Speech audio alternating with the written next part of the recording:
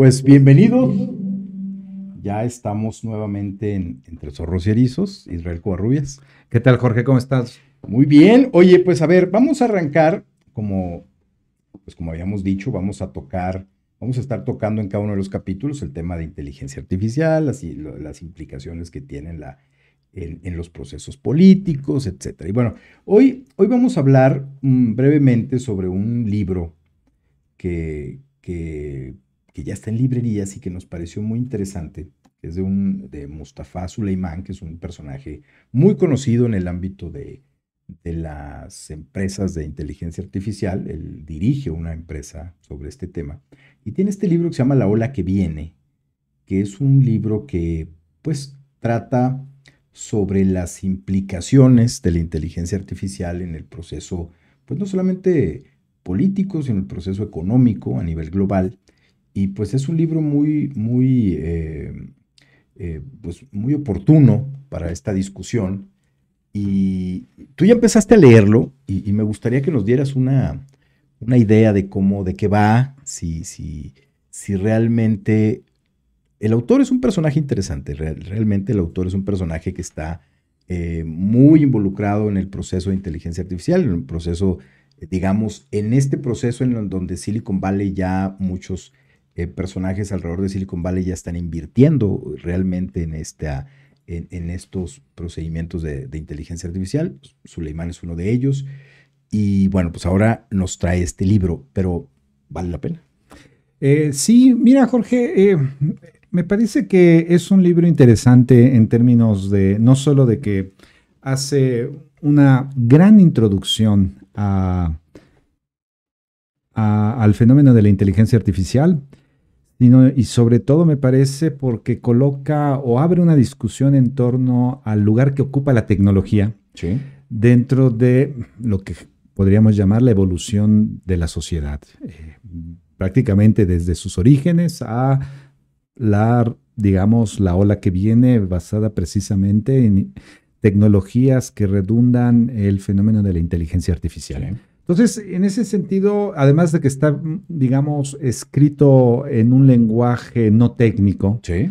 eso me parece que para aquellos que no somos tecnólogos, computólogos, etcétera, me parece que es de agradecer. Y pues sí, esto a mí me llama mucho la atención, la manera en cómo va él pensando, ¿no? Porque bueno, Mustafa Suleyman es el creador de OpenMind, ¿no? Se llama. OpenMind se llama su empresa. OpenMind, la empresa que se asoció con Google, ¿no? Entonces todo lo que Google hoy está produciendo o generando o innovando en campo de inteligencia artificial. Está vinculado con OpenMind. Pues está vinculado con OpenMind y con Mustafa Suleyman, ¿no? O sea, entonces es alguien que es uno de los grandes arquitectos, ¿no? De la inteligencia artificial. De lo que se está construyendo, digamos, en estos momentos. Exacto. ¿no? Las empresas que están apuntalando, digamos, en estos momentos. Y hay varios elementos así rápidamente para comentarte. El primero de ellos, y que me parece que yo no había, digamos, leído en mucho de lo que sale día a día sobre inteligencia artificial, es el lugar que está ocupando la aceleración del tiempo, ¿no? Desde el punto de vista tecnológico, ¿no? La tecnología vinculada a la inteligencia artificial, de algún modo, es un motor es un acelerador del tiempo, dice Suleyman. Y al mismo tiempo, la inteligencia artificial está supeditada a esta suerte de velocización del tiempo, ¿no? Que es una condición propia de la sociedad del siglo XXI, ¿no? Entonces, cuando él va diciendo, bueno, hace una década, ¿no? Está hablando prácticamente, ¿no? De inicios del 2010, 2011, etcétera. Cuando empezamos a trabajar o a desarrollar los sistemas de inteligencia artificial, principalmente generativos, pues parecía que era como una empresa de largo plazo, ¿no? Claro. Y que correspondía temporalmente a el propio, digamos, desarrollo de la inteligencia artificial desde el test de Turing, ¿no? De los años 50, que iba ahí más o menos despacio, ¿no? Avanzando, pero muy despacio. Y dice Suleyman, no, bueno, en una década eso se revolucionó. El problema ahora, dice, es que no vamos a tener que esperar una década, sino los efectos que está produciendo la inteligencia artificial se miran de manera prácticamente en tiempo real y serán 1 o 2 años como van a estar, digamos, los saltos vinculados a la tecnología de la inteligencia artificial. Entonces, cuando él habla de la ola que viene, pues es justo eso, ¿no? Es decir, nuestro horizonte paradojalmente como que se comprimió. Es decir, vemos todavía el tiempo largo, pero en realidad vemos sobre todo el tiempo inmediato, ¿no? Porque es el salto es de 1 a otro año. No hay, digamos, esa proyección de largo respiro ya. Te daba tiempo de pensar en las consecuencias de los avances, digamos. Las consecuencias que podían ser negativas y que te daba tiempo de quizás arreglar algunas cosas. Ahora es tan acelerado el proceso por la propia inteligencia artificial, las capacidades que tiene la inteligencia artificial de avanzar en los procesos, en el desarrollo de los mecanismos que la activan, que ya las consecuencias son inmediatas. Sí. ¿No? Y ahí es donde está uno de los problemas que identifica el propio Suleimán. Sí, son inmediatas en muchos sentidos, porque ese es como el gran dilema, ¿no? Ver la parte, digamos, positiva, ¿no? De la tecnología, ¿no? Y particularmente de la inteligencia artificial, no solo para los grandes aspectos de la sociedad, ¿no? El militar, el político, el financiero, económico. Por ejemplo, sin duda hay ya una gran ventaja, por ejemplo, en el campo médico, ¿no? Sí, claro. El tema de la previsión, ¿no? La capacidad y la velocidad con la que construyen escenarios para prever el tipo de enfermedades que una sociedad va a tener. Incluso el diagnóstico. ¿No? Y hacer su correspondiente diagnóstico. Sí. Eso, evidentemente, la inteligencia artificial generativa te lo está dando de manera inmediata. Y muy precisa. Y el margen de error es menor al cálculo, digamos, humano, ¿no? Claro. Pero también él coloca el tema de los efectos no esperados, vamos a ponerlo así, ¿no? Para no meternos tampoco en esta cuestión, digamos, o en esta línea catastrófica, ¿no? Pero hay una serie de efectos no esperados que también está produciendo la inteligencia artificial y él también los va a marcar ahí, ¿no? Pone, por ejemplo, un caso que es muy sintomático, ¿no? Dice, tú en internet puedes comprar un secuenciador de ADN por $25,000, ¿no? Instalarlo en tu casa, ¿no? Hacer un pequeño laboratorio, ¿no? Para hacer nuevas combinaciones con secuencias ¿no? Con las secuencias del ADN, ¿no?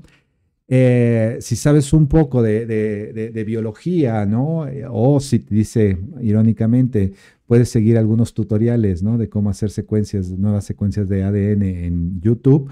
Pues prácticamente podemos, dice, tienes la apertura a un mundo ingobernable en términos de, por ejemplo, generar nuevos virus, ¿no? Sí. Que se pierde, o en apariencia se está perdiendo el control, por ejemplo, sanitario de los estados respecto a ello, ¿no? Sí.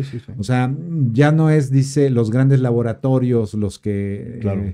Están, digamos, generando este tipo que pueden volverse hasta armas, ¿no? Biológicas, químicas, etcétera. Entonces dice, bueno, el problema con la tecnología del siglo XXI es un poco la capacidad que cualquier persona tiene para acceder a ella, ¿no? Sí. El alcance que ya no es un alcance solo para iniciados. Entonces, esa es una cosa, dice, importante que hay que estar discutiendo, ¿no? Y que tampoco sirve simplemente como pasó en la Comunidad Europea más o menos recientemente, que justo frente a esta ola, ¿no? de ascenso del uso de la inteligencia artificial, bueno, pues la Comunidad Europea hizo una regulación para ir controlando el ritmo en cómo se va produciendo la innovación tecnológica vinculada a la inteligencia artificial, ¿no? Dice, el problema no es una cuestión de regular o no el desarrollo tecnológico vinculado a esta nueva, digamos, a esta nueva realidad. El problema es precisamente los usos que nosotros estamos dándole a la tecnología, ¿sí? Y también la dependencia, que esta es la cosa me parece bien importante, la dependencia de la sociedad actual a este tipo de tecnologías, ¿no? O sea, dice, por eso maneja esta idea de las olas, ¿no? Porque dice, bueno, la invención del fuego en algún momento de la prehistoria, bueno, lo que produjo fue que cambiáramos nuestra postura en el mundo, incluso de cómo caminábamos, ¿no? Produjo también que los estómagos se redujeran porque al final Cuando digamos, el humanoide se da cuenta que comer los alimentos cocidos y no crudos, ¿no? Le trae ventajas significativas para la digestión y no se la pasa todo el día como los mamíferos, Sí, ¿no? sí. Como las vacas, ¿no? Claro, Rumiando todo el rumiando. día para poder Digerir. digerir. Pues bueno, dice, nos damos cuenta que el fuego, sin él no vivimos. El punto ahora con la inteligencia artificial es eso, ¿no? Estamos como todavía en esta Claro. suerte de la fiesta, ¿no? De inicio, ¿no? Sí. Del bautizo de lo que es Pero ya la la inteligencia. dependencia que viene Ese es el punto, ¿no? un O sea, punto importante. darnos cuenta quizá de que la dependencia no necesariamente es algo positivo, sino puede tener también una serie de consecuencias. Por ejemplo, el bajo rendimiento o el decrecimiento cognitivo de las personas, Sí, que ¿no? ese es un Eso problema. es algo que hoy se está discutiendo. Algunas universidades en Estados Unidos, por ejemplo, están prohibiendo ya en estatutos a los estudiantes que usen Utilicen los chat, chats, el claro, chat GPT, por para ejemplo, generar ¿no? texto. Eso está Claro. prohibido, por ejemplo, Stanford, Harvard lo han prohibido ya, ¿no? Pero sí hay ese decrecimiento, ¿no? Y también el decrecimiento del aspecto, digamos, material de la técnica, Sí. ¿no? Es decir, nosotros estamos perdiendo también la manera en cómo habitábamos el mundo, cómo nos apropiábamos del mundo, digamos, desde el punto de vista práctico, corpóreamente, ¿no? Hay, entonces dice, una nueva idea de cuerpo, eso está mutando, ¿no? Hay una mutación antropológica al respecto. Y no es una nueva idea de cuerpo que tiene que ver con los estereotipos de corporalidades que vemos en las redes sociales, sino de cómo se habitan las ciudades, cómo se habitan los barrios, las colonias, cómo se habita el mundo, ¿no? Y cómo de algún modo el cuerpo se está, digamos, desmaterializando para dar paso a esta nueva realidad corpórea vinculada precisamente a un mundo que es real y no es real al mismo tiempo. Al mismo tiempo, todo el tema de la, pues, todo el tema de lo virtual. De lo ¿no? virtual que cada vez gana más terreno. El metaverso, ¿no? Sí. Etcétera. Y sobre todo, pues sí, una serie de actividades que nosotros, creo yo, todavía no alcanzamos a sopesar, pero que están, digamos, entrando en un umbral crítico porque van a desaparecer, ¿no? Sí. O sea, dentro de quizá un par de décadas, los profesores universitarios no van a ser necesarios, ¿no? Porque un sistema de inteligencia artificial los va a sustituir sin ningún problema y de hecho va a ser hasta puede ser mejor profesor por la capacidad de procesar y combinar datos, sintetizar, ¿no? claro. Que un profesor humano, ¿no? Sí, o sea, eso sí es una realidad, ¿no? El periodismo, ¿cómo va a ser justo, digamos, desplazado, ¿no? Corpóreamente por sistemas de inteligencia artificial que procesen, digamos, las notas de los gobiernos, ¿no? De la información de fuentes distintas a las de los estados y que vayan alimentando, ¿no? Portales, en tiempo real, redes ¿no? sociales en tiempo real. Ahora, y eso es un poco lo que está como, digamos, estamos como apenas subiendo la ola, ¿no? O sea, la ola apenas está creciendo, pero repito, lo que él dice es que no es una ola que hay que esperar 2 o 3 décadas, es una ola de 1 o 2 años, ¿no? Esta capacidad, por ejemplo, de generar, digamos, voz y generar, o sea, una voz muy similar a la voz real de una persona, la puedes generar ya con la inteligencia artificial. Puedes generar esa capacidad de alguien respondiendo y no necesariamente es la persona. Digamos, los impactos, como decíamos en un principio, los impactos que puede tener en los diferentes ámbitos, pero en la política particularmente, digamos, hasta ahora estaría centrada en eso, en cómo alteraría los procesos políticos, la toma de decisiones, en el ámbito electoral, por ejemplo, pero también en el ámbito de la gobernanza, ¿no? Es decir, cómo esta capacidad que puede tener un ciudadano de procesar datos, de tener el control del procesamiento de datos, de tener el control de generar respuestas, en fin, pues obviamente tiene un impacto en la manera en cómo se está gobernando la ciudad. Ponemos un ejemplo muy, muy básico, en el momento en el que se tenga la posibilidad, como tú bien decías hace un momento, de tener un laboratorio, cualquier ciudadano puede tener un laboratorio por unos cuantos dólares en su casa y que tú tengas la posibilidad de analizar los servicios públicos, por ejemplo, el caso del agua, ¿no? El agua que me estás que la ciudad te está dando, tú tienes una herramienta que puede poner en duda o que va a poner en duda a un gobierno día tras día, ¿no? Y la capacidad de respuesta que tenga ese gobierno, pues de eso va a depender la viabilidad que tenga ese gobierno. Entonces, es evidente que la rapidez con la que tú puedes procesar desde lo individual, ya no necesitas ser una organización con capacidades tecnológicas o financieras, sino un ciudadano que tenga posibilidades de comprar un aparato con inteligencia artificial, que también la rapidez lo que va generando es que vas abaratando también el producto. Sí, ¿no? Cada vez es más barato exacto, por las posibilidades que tienes de procesar esa tecnología. Y en ese sentido, pues el impacto de la ola que viene, pues no vamos a esperar mucho tiempo. De hecho, le estamos viendo. Pero bueno, pues es un buen texto, entonces vamos a... No, es un buen texto, no de introducción, esto hay que aclarar, no es una introducción a la cuestión, al fenómeno de la inteligencia artificial, es un intento de explicar a partir, digamos, de la experiencia que Suleiman tiene, Sí. pues, al ser uno de los arquitectos, claro. ¿no? de los sistemas de inteligencia artificial generativa, ¿no? Y que justo nada más para cerrar esto que comentabas al final, Jorge, que es bien importante, ¿no? La cuestión de la socialización de una tecnología, Sí. ¿no? Que es precisamente el momento en que se abarata su costo y sobre todo su consumo, ¿no? Sí. Y cuando dice, pues de algún modo uno no se da cuenta, pero la está usando para actividades cotidianas, ¿no? Y actividades básicas fundamentales. Entonces ahí es cuando uno está ya dentro de la ola, Sí. ¿no? Y está precisamente viviendo esa revolución tecnológica, Sí. ¿no? Entonces dice, bueno, este es lo que está pasando hoy, dice, en la última década, ¿no? O sea, y apenas estamos al inicio. Entonces yo creo que para aquellos que estén interesados, ¿no? En no solo conocer más sobre el tema, sino tener una interpretación más o menos puntual y al mismo tiempo sugerente sobre, digamos, los bemoles y también lo positivo del asunto, bueno, este texto de la ola que viene me parece que puede ser muy útil, ¿no? Visualizar lo que ya ni siquiera es lo que viene, lo que ya está. Lo que ya está, exactamente. ¿no? Muy bien, pues vamos a leerlo, es un buen texto. El tema de la inteligencia artificial es un tema que ya no se va, es parte ya de los teléfonos celulares. Estaba viendo las nuevas generaciones de teléfonos celulares, ya absolutamente todos traen ya inteligencia artificial, en mayor o en menor medida, pero ya todos tienen inteligencia artificial.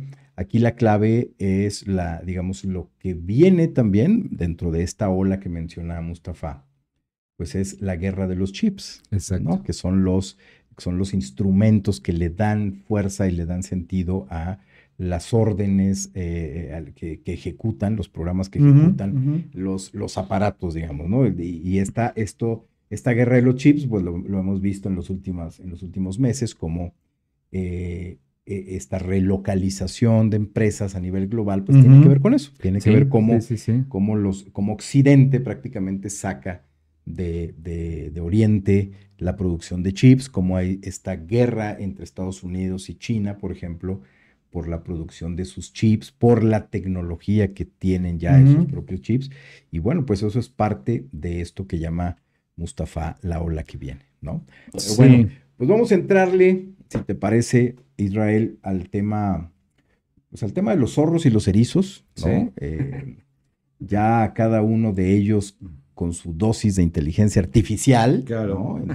en sus aparatos, en esa posibilidad de usar ya esta tecnología. Pero bueno, vamos a hablar sobre cómo van los candidatos. Se está acercando el momento decisivo ya, la elección del 2 de junio, cada vez está más cerca. Ya en una campaña oficial, pues ya tuvieron su oportunidad de mostrar lo que trae cada uno de ellos, es decir, van prácticamente 2 meses de campaña. Ya a estas alturas del partido, ya sabemos quiénes son, ya sabemos qué armas portan, ya sabemos qué tan inteligentes, hablando de inteligencia artificial, qué tan inteligentes son, sobre todo esta inteligencia política, qué tan inteligentes son para lidiar con un país como México. Y a prácticamente un mes, poco más de un mes de la elección presidencial, ya con un debate por medio, frente a un debate ya prácticamente ya este fin de semana, el domingo que viene el segundo debate. ¿Cómo lees, cómo estás leyendo este proceso electoral más allá de los dimes y diretes y centrándonos en los perfiles? Es decir, el perfil de los tres personajes, Claudia Sheinbaum, Xóchitl Gálvez, el propio Álvarez Maínez, que me parece que no ha dejado de ser anecdótico, aunque las últimas encuestas hablan de que ha subido, ¿no? Eh, Podríamos definir que lo que ha subido Álvarez Maínez puede ser lo que ha bajado Xóchitl Gálvez, ¿no? Y en eso no necesariamente es por los atributos de uno, sino por los defectos de otro, sí, claro. ¿no? Pero bueno, en el caso de Claudia Sheinbaum y de Xóchitl Gálvez, que son básicamente las dos candidatas que de ahí va a salir la presidenta, la próxima presidenta de este país, a prácticamente un mes de que concluyan las campañas y de que se dé la elección, ¿qué, ¿qué puedes leer en torno a los perfiles? Xóchitl Gálvez, ¿te gusta Xóchitl Gálvez como, más allá de que tenga posibilidades de ganar o no, te gusta sentada en la silla presidencial? ¿No te gusta? Claudia Sheinbaum, ¿te gusta en la silla presidencial? ¿No te gusta? ¿Cómo los ves? Pues mira, empezando por Xóchitl, ¿no? Digamos en el orden que las nombraste. No sabría decir si me gusta o no en la silla presidencial, pero lo que sí podría decirte es que me parece que la incultura que ha mostrado en estos 2 meses en la campaña es inaceptable. O sea, eso sí es muy claro que una persona, una mujer en este caso, ¿no? Que lejos de que tenga títulos académicos, ¿no? Una preparación formal, es una persona que ha mostrado poco oficio político, ¿no? Es decir, es alguien que ha sido funcionaria pública, pues prácticamente por default en términos de que, bueno, ha sido un partido, el Partido Acción Nacional, prácticamente el que la ha, digamos, cobijado y de algún modo la ha empujado, ¿no? Pero decir eso no es que sea, digamos, una virtud política, ¿no? En tiempos, digamos, de crisis como los actuales. Al contrario, es un defecto o más bien un vicio. A mí me parece que Xóchitl se equivocó, digamos, de tiempo político en ese sentido, ¿no? Si Xóchitl se hubiera lanzado quizá en 2012 frente a un candidato como Peña Nieto, probablemente su discurso, que es todo flácido, ¿no? Todo deshilachado, pudiera haber tenido cierto eco frente justo a un discurso también como el de Peña Nieto, que no tenía gran sustancia, ¿no? Pero sí tenía mucho dinero para hacer una campaña de comunicación política extraordinaria, ¿no? Pero hoy me parece que tenemos justo un electorado y una sociedad más interesada en la cosa pública, ¿sabes? Esto, yo sí creo que hay como una nueva socialización política, ¿no? Que sea buena o mala esa socialización política, eso está por verse, pero sí hay como un interés. Me parece que las redes sociales también han funcionado, sí, como desinformación, como fake news, como narrativas, ya no es buscar confirmar el hecho, sino es simplemente cómo flotan las narrativas. Sí, todo eso está bien y eso es parte del asunto. Pero por otro lado, las redes sociales lo que han hecho es lectores muy inmediatistas, evidentemente, y nosotros a veces lo leemos como algo negativo, porque es negativo para un libro como el que acabamos de comentar, ¿no? Pero no es negativo para el propio tiempo de la política que tenemos hoy en la democracia, que es un tiempo inmediatista, ¿no? Que simplemente está circunscrito al día a día, es decir, hoy qué voy a decir a las 10 de la mañana, intentando que eso que diga se enganche como tendencia en las redes, y si a las 2 algo llega y me quita de ese, digamos, de volverme tendencia, a ver qué invento a las 3 de la tarde para que otra vez termine enganchado o enganchada, ¿no? Entonces, en ese caso, el discurso de Xóchitl es como se vuelve un boomerang, porque incluso como inicialmente pensaba ella que el electorado que tenía que capturar o que tenía que atraer eran los jóvenes, ¿no? Los jóvenes, sobre todo clase medias, ¿no? Bajas, altas, etcétera. pues que son los jóvenes que son el sector poblacional que más consume redes sociales. Entonces, quiero decir que esta, digamos, aceleración del tiempo lo que ha hecho es que se lea un poquito, pero más o menos se va siguiendo el día a día de la política, ¿sí? Entonces, es muy fácil encontrar, digamos, las pifias, ¿no? Las metidas de pata, sí.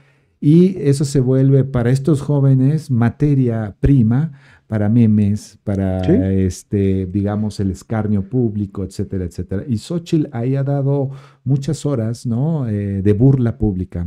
Pero no es una burla cantinflesca en el sentido de que le pueda jugar a su favor, sino es al contrario, ¿no? En la encuesta que salió en estos días de Mitofsky, pues precisamente, ¿no? Digamos, la opinión que se tiene sobre Xóchitl mayoritariamente es negativa. Sí. A diferencia incluso de Maynes, ¿no? A diferencia de Maynes, que además de que subió, ¿no? digamos... Y la opinión la opinión, claro, pública es positiva a su persona. Entonces, ahí tenemos eso. Y por otro lado, Claudia, a mí me parece que Claudia se ha mostrado tal cual es, que es una mujer de algún modo, y eso no es un secreto a voces, es muy iracunda, ¿no? Es decir, sí. Es poco tolerante sí. a los diferendos. Esto hay que decirlo, ¿no? Le gusta maltratar a su equipo, ¿no? Esto es archisabido, ¿no? En su paso por la jefatura del gobierno de la Ciudad de México, ¿no? Pero a mí me da esa impresión de que no ha logrado, por su propia personalidad, ser una figura carismática.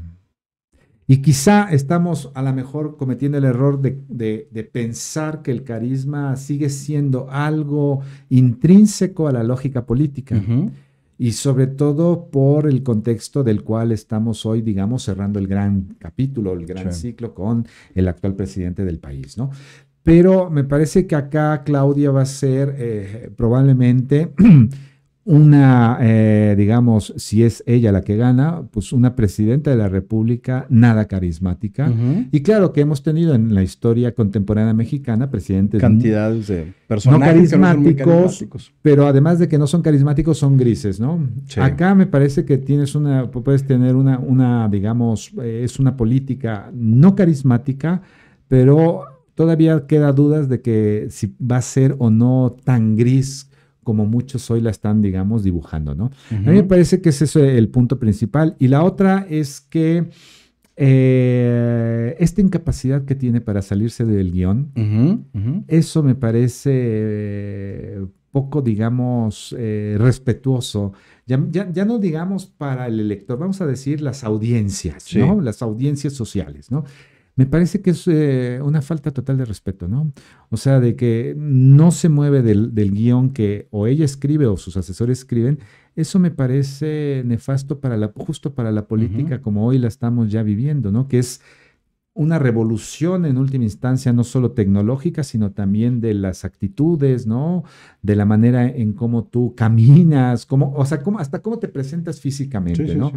Porque ahora pareciera que se califican a los políticos en función incluso de cómo se ven físicamente, ¿no?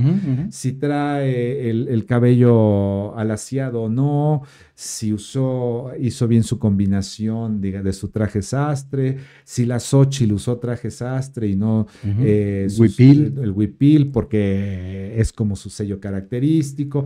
Es decir, estamos también enfangados en una vida pública no solo extremadamente frívola, sino también como vacía en términos de ideas, ¿no?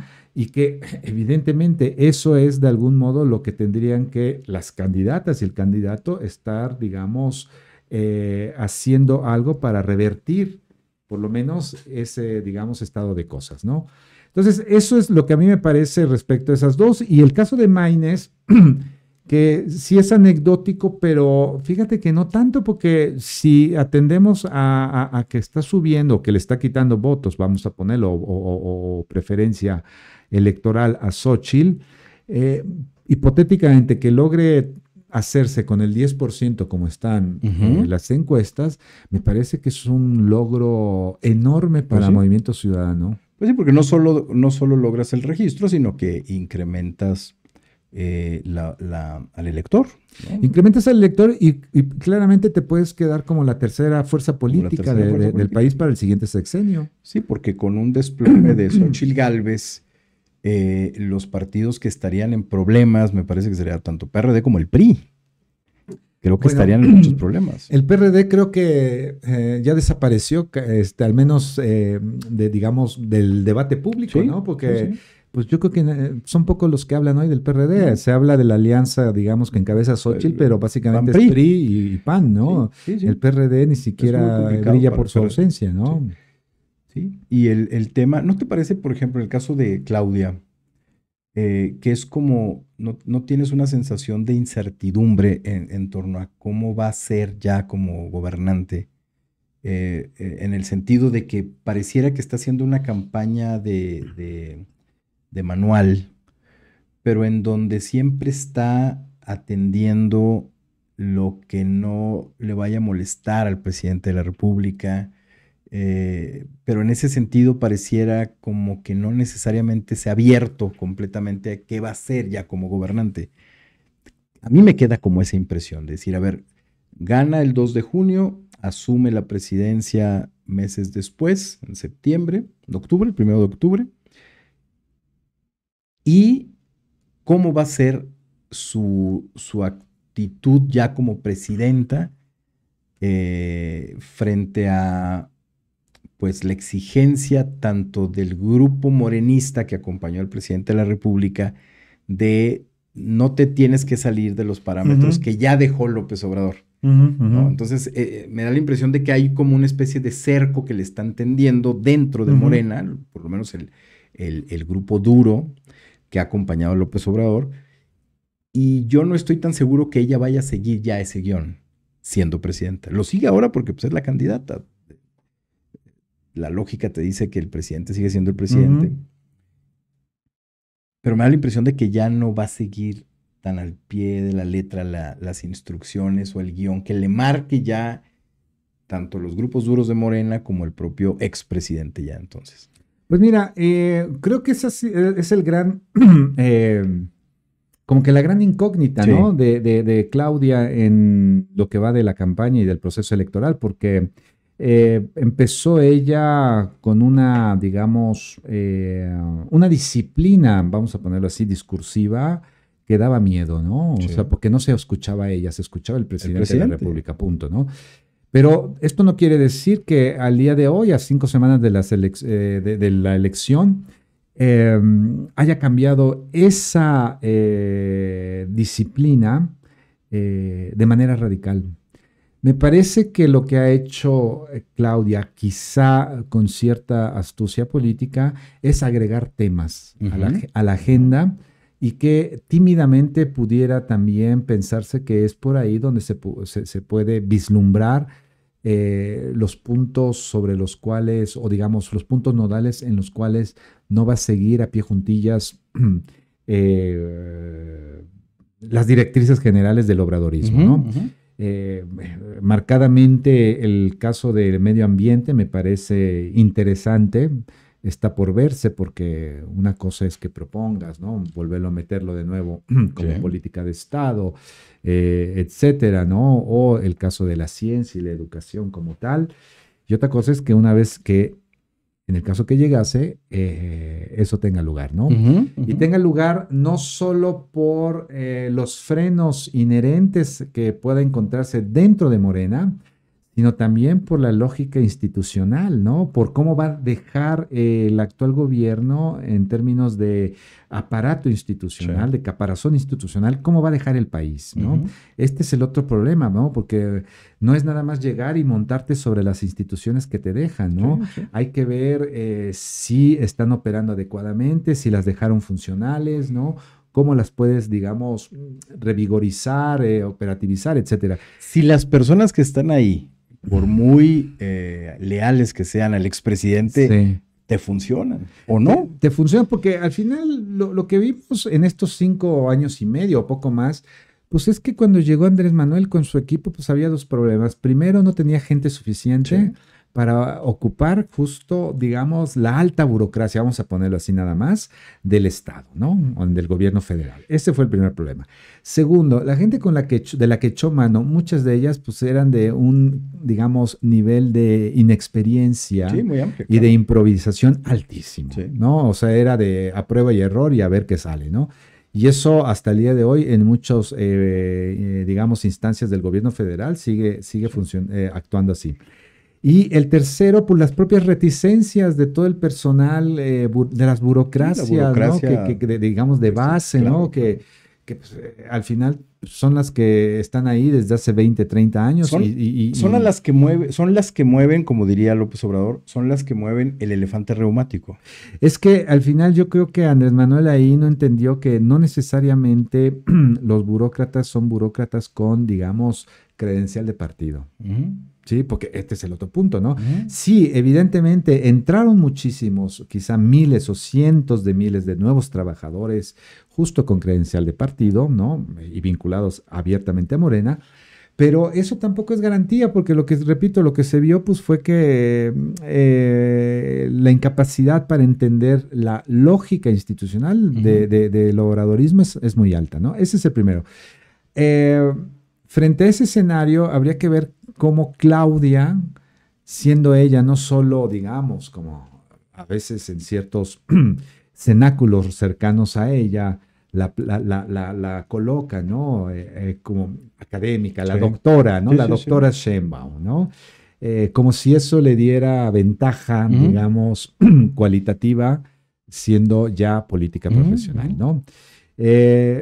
Habrá que ver cómo va a lidiar con esas, digamos, inercias recientes de este sexenio, porque muchas de estas burocracias se van a quedar ahí, Sí, otras se fueron y evidentemente están en las campañas, sí.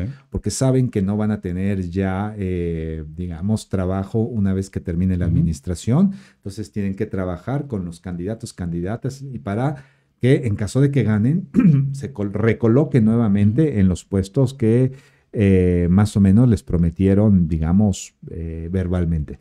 Entonces, ver qué va a hacer Claudia con ello, ¿no? Las burocracias que mantienen en pie las instituciones, las burocracias de Morena que se van a quedar ahí, las burocracias que van a querer entrar como pago, como cuotas, ¿no? Ujú. De justo los grupos o las facciones dentro de Morena que van a presionar y que van a decir, esto a nosotros nos toca, ¿no? Habrá que ver cómo va a componer en su caso su gabinete, ¿no? Y qué tanto peso van a tener, por ejemplo, los Monreal, ¿no? Los Marcelo Ebrard, ¿no? Etcétera, etcétera, ¿no? Que ahora están directamente vinculados en su campaña, son sus operadores políticos, ¿no?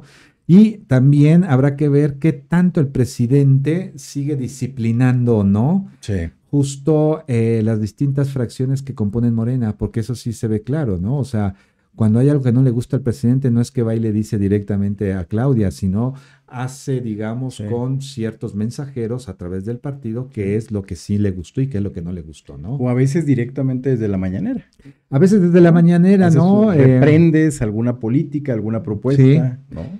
pero digo, ese va a ser el gran desafío de Claudia. Y yo creo que eso también le enfada mucho, ¿no? Porque es Sí, como una de las preocupaciones en términos de opinión pública, ¿no? sí. ¿Usted cuándo va a pintar su raya respecto al presidente actual? Porque la tiene que pintar, ¿no? Eso va a ser uno de los puntos clave, digamos, de Claudia Sheinbaum, a partir de pintar su raya, ¿no? Sí, Como lo han hecho en diferentes periodos históricos, personajes como ocurrió quizás en el Maximato con Lázaro Cárdenas y Plutarco Elías sí, Calles. Llega un momento sí, en el que el contexto en el que gana y empieza a gobernar Cárdenas, pues es evidente que lo hace en un contexto en el que la mitad del gabinete era callista, es decir, la fidelidad de los funcionarios eran al ujú, expresidente y ujú, no a Cárdenas. Le debían al expresidente, no a Cárdenas. sí, Y llega un momento en el que la Casa de Calles se convertía en una romería porque iban a claro. pedirle consejo, iban a decirle qué hacemos aquí, qué hacemos allá. Ese contexto lo ves ahora al triunfo eventual de Claudia Sheinbaum. Pues mira, ella lo ha dicho también incluso tan, bueno, velada, pero también abiertamente, ¿no? que está fundando, digamos, su estrategia política en una gran continuidad con lo que se hizo en esta administración, ¿no? Y que de algún modo van a profundizar lo que estos hicieron acá, ¿no? A mí me parece que sí, hay cierta cautela, ¿no? De decir, yo voy a romper totalmente con el presidente López Obrador, ¿no? Pero repito, a mí me parece que ese discurso le está incomodando mucho por digamos, carácter iracundo de la propia Claudia, ¿no? Y por otro lado también porque, bueno, es un problema de legitimidad. O sea, la legitimidad en la democracia, pues sí, te la dan los votos, eso es obvio, ¿no? Pero también te lo da, digamos, desde el punto de vista simbólico, es como dual, porque hay una segunda, digamos, techo de legitimación que te lo da precisamente el tipo de decisiones que empiezas a tomar, ¿no? Que tiene que ver no solo con credibilidad, sino y particularmente con reputación en términos de actuar público, ¿no? Y ahí me parece que, a diferencia de Andrés Manuel, yo ahí sí vería que Claudia no se ve muy bien por dónde pueda obtener este segundo techo de legitimación política, que es necesario en función del tipo de retórica, de semántica y de proposición, digamos, política que quieren seguir echando a andar o seguir, digamos, desarrollando en el país en el próximo sexenio, ¿no? Ahora, hay una irremediable ruptura, y no necesariamente ruptura en el sentido de rompes lanzas y te peleas con el expresidente y lo congelas, sino de marcar esa línea de quizás sacar de la jugada a ciertos funcionarios que quizás el primer año estén ahí, sí, pero que no necesariamente Claudia se sienta cómoda con ellos, ¿no? A eso me refiero. La ruptura es irremediable porque el poder que va a ejercer Claudia tiene que llenarlo.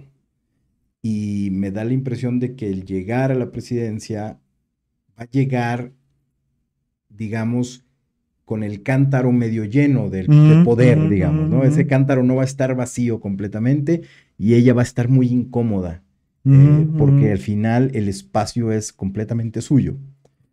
Sí, digo, a mí me parece ahí que hay cosas como bien interesantes como para discutir, porque mira, creo que nos da un programa. Un programa para tal, no, pero es importante por varias razones. La primera es que, para ser sincero también, desde un punto de vista politológico, la figura, digamos, como despliegue que ha tenido el presidente López Obrador es prácticamente inabarcable, ¿no? O sea, y no porque tenga un halo... Sí, místico, no es el superhombre de Nietzsche, no, pero es un personaje es muy un particular. Personaje que ha sabido construirse públicamente y sobre todo en términos de comunicación, ¿no? Y es un personaje que escurre, vamos a ponerlo metafóricamente, en las calles del país, ¿no? Se habla a favor o en contra de él, pero se habla de él. Oye, ¿sí? Lo diría como en tus propios términos cuando arrancamos este programa, que categorizabas a López Obrador como zorro y erizo. Es un zorro muy erizo. Exactamente, ¿no? O sea, pero eso es una parte, digamos, central de su personalidad política, ¿no? Más allá de Morena, más allá de su propia, digamos, trayectoria partidista, ¿no? Es, digamos, su singularidad como político, ¿no? Sí. El primer problema con Claudia es que ella no tiene eso. Okay. Es ese punto. Segundo, y que creo lo han ido dejando atrás porque no es una buena estrategia, el querer imitar los gestos, la semántica de López Obrador en la campaña de Sheinbaum, creo que no es bueno. Porque es como faltarte tú misma al respeto. Sí. ¿Sí? Y yo sí creo que en ese sentido, como la propia Claudia dice, el pueblo bueno, ¿no? El por amor al pueblo, etcétera. Yo creo que el pueblo no es imbécil, ¿no? No es estúpido, y eso lo lee muy rápido de, no, aquí así no nos gusta a usted, ¿no? Usted tiene que mostrarse tal cual es. Sí, auténtica. ¿No? El problema de la autenticidad en un, digamos, en democracias donde precisamente lo tecnológico, la velocidad, la inmediatez, etcétera, todo eso influyen también ahí, pues nos lleva a que se vuelve un gran problema, ¿no? Porque, bueno, pues obviamente, ¿cómo podemos ser hoy auténticos en un mundo lleno de copias, ¿no? Sí. De falsificaciones, de noticias falsas, de narrativas, ¿no? En un mundo narrado nada más, Sí, ¿no? sí, sí, Narrativo, es difícil hablar de autenticidad, ¿no? Pero hay algo que se exige todavía en la política, digamos, territorial en ese sentido.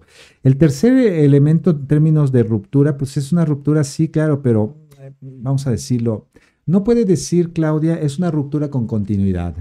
Sí, Porque claro, eso sí es PRI. claro, O sea, claro. eso sí es claramente Sí, sí. la política descarada y cínica de Sí. los, digamos, del periodo más glorioso del PRI, ¿no? Sí, pero no. Entonces, ¿qué es lo que José Revueltas llamaba? Es la política del palimpsesto, ¿no? O sea, es decir, de este fingimiento de, sí, yo me separo del presidente, pero al final del día, en realidad, seguimos ahí y él es el que da las directrices, ¿no? Entonces, a mí me parece que sí tiene que romper con el presidente y romper precisamente en algunos puntos donde el presidente López Obrador se equivocó. O sea, donde su política fue totalmente errática. Piensa, por ejemplo, justo el campo de la política exterior, ¿no? Que López Obrador debe agradecer que tuvo la fortuna de tener buenos secretarios de Relaciones Exteriores, Sí. que Sí, de algún modo hubiera sido un lograron, desastre, de otra manera. en medio de esta fuerza, ¿no? De quererlo controlar todo del propio presidente, pues lograron hacer algunas, digamos, marcar algunas pautas en política internacional. De su diplomacia de cuates, ¿no? además, ¿no? Más, digamos, en la tradición de la diplomacia mexicana, al menos en el contexto latinoamericano y también con la relación bilateral con Estados Unidos. Pero me parece que sí va a tener que hacerlo, aunque ahí se lleve pues un costo político porque hay que pagarlo, ¿no? Este es como el punto. Yo creo que Claudia tendría que sopesar que toda decisión que vaya a tomar tiene pérdidas en términos de su antecesor. Sí.